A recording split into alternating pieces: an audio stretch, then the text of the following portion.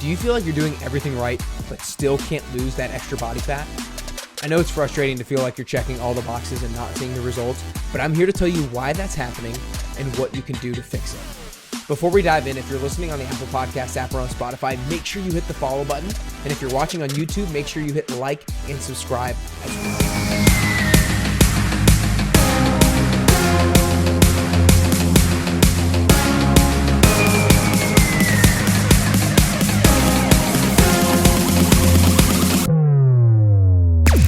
You guys, today is a topic that is emotional. It's frustrating for so many people who feel like they're doing all the right things. They're checking off all the right boxes. They're doing their workouts. They're doing their strength training. They're hitting their cardio and they're eating right, but they're not losing body fat and they're not losing the weight that they want to see. And I'm here to tell you why that is, because it happens with so many people that I sometimes coach. Most of the people that I coach, I've communicated this with before, but even if somebody understands this, it's hard to put into action. And so a lot of you guys are probably doing this and maybe you're like, oh wait, yeah, that is what I'm doing. I am doing things that are destructive to my metabolism and doing things that are destructive to my ability to lose body fat. And I want to make sure that we stop those things so that you can actually continue to see progress if your goal is weight loss. So long story short, what's happening to you if you're not losing weight despite you feel like you're doing everything right,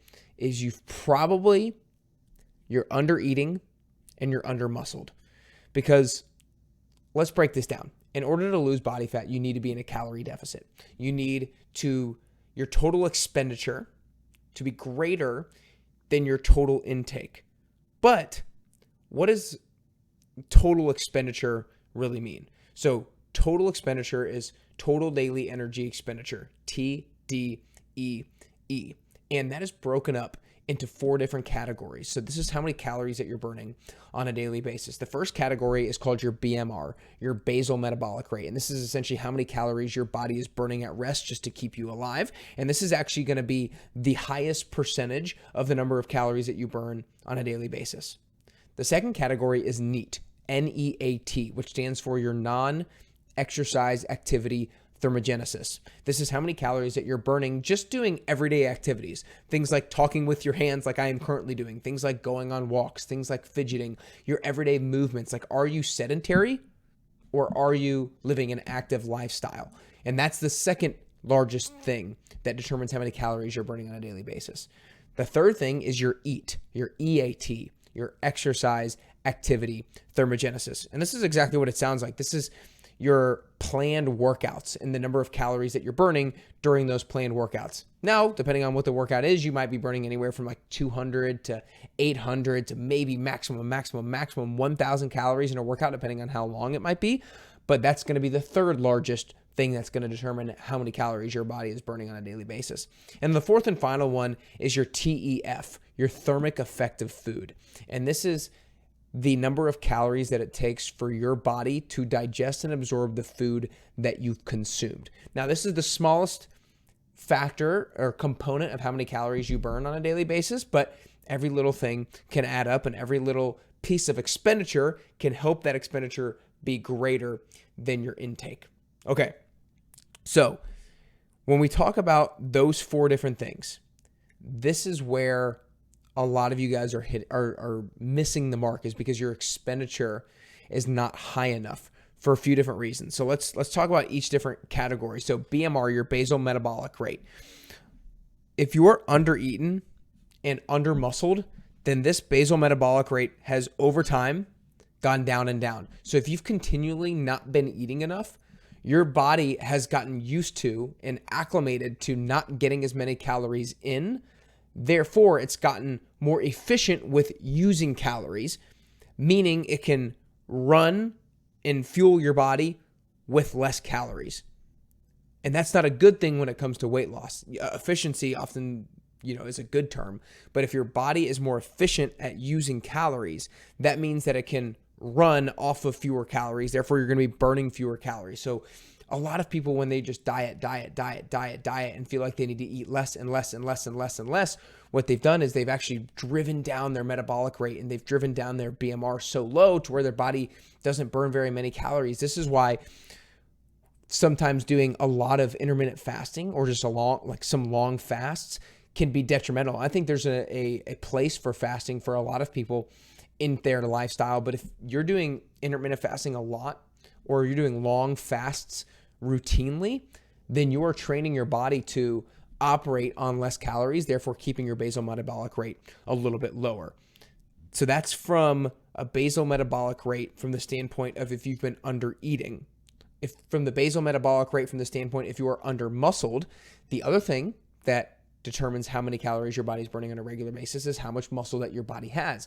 If you have more muscle, that is the most metabolically active organ in your body, and therefore you're going to be burning more calories on a regular basis. If you have less muscle, then you're going to be burning less calories on a regular basis. A lot of you guys see somebody who's really fit and really big, and they eat more calories than a lot of people, and that's because they have more muscle. So if you are under eating and you are under muscled, your BMR, your basal metabolic rate, will be lower, therefore decreasing how much your body is expending on a daily basis. So how do we fix that? We eat a little bit more, we ensure we get enough protein, and we make sure we get our strength training in. At least bare minimum 2 times strength training per week, and ideally probably more like 3 or 4, so you can hit all the major muscle groups in your body. So that's BMR. The next part was your NEAT, your non-exercise activity thermogenesis. Oftentimes, if you are under eating, then you are also being less active. Because your body has less fuel in it, you are less likely to be fidgeting. You're less likely to go on walks. You're less likely to be moving around and doing certain activities. And so if you are under eating, oftentimes your NEAT is going to be lower as well. So you want to make sure that you're eating enough so that your body can stay active as throughout the day and you stay more energetic. From an EAT standpoint, your exercise activity thermogenesis, if you're under eating, you also probably can't perform very well in your workouts. And if you're not performing very well in your workouts, then you're not going to be building the muscle that you need to be building in order to keep your metabolic rate high and in order to be strong. And if you've undereaten, you're probably undereating on protein and you're probably undereating on carbs as well. A lot of you guys think carbs are the enemy. And of course, like processed carbs and unhealthy carbs and sometimes high glycemic carbs are what you don't want to necessarily have because you don't want huge insulin spikes during inappropriate times of the day. But carbs can often be the things that are going to provide you with the most fuel to perform best in your workouts and provide you with good replenishment post-workout so that you can fuel those muscles that have just been drained of their muscle glycogen during their workouts as well. So you want to make sure you're not under eating on protein and you're not under eating on carbs. Again, yes, you want to stay free of the donuts. Yes, you want to stay free of the processed carbs, the packaged foods, the artificial ingredients, but you don't need to stay away from a lot of the carbs that you might think you need to stay away from. And so if you're underperforming in your workouts and you're under eating, then you're not building or maintaining muscle, therefore driving your metabolic rate down. And then lastly, from a thermic effective food standpoint, is if you're under eating, you're probably not eating enough protein, therefore your thermic effective food is low, because if you're under eating on protein, then protein is the highest thermic effective food. Some people say anywhere from 15 to 30% of the calories that you eat in protein doesn't even necessarily count, because 15 to 30% of those calories are being burned off by your body simply digesting and absorbing and breaking down that protein, because the body has to work harder to break protein down than carbs and fats. And so you want to make sure you're getting enough protein in to keep your thermic effect of food higher as well. A lot of people just think that in order to lose body fat, I need to do cardio. And that is not the truth. That's not the path to body fat loss. That's not the path to weight loss. The path to body fat loss is to be in a caloric deficit by eating real foods, by prioritizing protein, by prioritizing fiber, by getting your strength workouts in, by keeping your activity levels high, right? Like I'm currently in a muscle or in a body fat loss phase. My goal is to lose body fat. And yes, I'm doing cardio, But a lot of that cardio, I'm ensuring that I'm also getting at least 4 or 5 strength training workouts in a week. I'm ensuring that I'm eating before and after these cardio sessions so that I'm not losing muscle. And I'm ensuring that I'm doing a lot of this cardio so that I can stay active and get a lot of steps in. And so cardio does not equal weight loss. It can definitely be part of a weight loss plan for sure. Like it should be part of a lot of people's weight loss plans. But you want to make sure that you're not under eating and over cardioing. That's obviously not a word, but that's what a lot of people do is they eat less and run more. And that might lead to weight loss in the short term, but it leads to weight loss in the short term because yes, you're burning more calories and maybe you're in a calorie deficit for that period of time, but over time, your metabolic rate's going down, you're losing muscle, therefore hindering your ability to continue see body fat loss in the end. So a lot of you guys you're getting ready to hear something that you don't want to hear, but this is the truth for a lot of you guys who are looking to lose body fat and you feel like you're doing things right, but you're not seeing results. What you probably have to do is you kind of have to heal your metabolism first. You have to be okay with the goal of health in the short term rather than the goal of body fat loss, rather than the goal of weight loss. You have to be okay with actually eating more, actually strength training more, and bringing your basal metabolic rate back up to a new normal in building muscle up to a new normal so that you can actually get back into a calorie deficit. Because again, over cardio, under eating drives your ability to lose body fat down and down and down and down and down. It becomes harder and harder and harder, and you would have to eat less and less and less, and that's not a sustainable approach, not a healthy approach. And so a lot of you guys who are not seeing results, who want to see results, you need to heal your metabolism first. You need to eat more protein, eat more of carbs to fuel your workouts, reestablish a new healthy base of total daily energy expenditure, and then you can get back into a calorie deficit from there.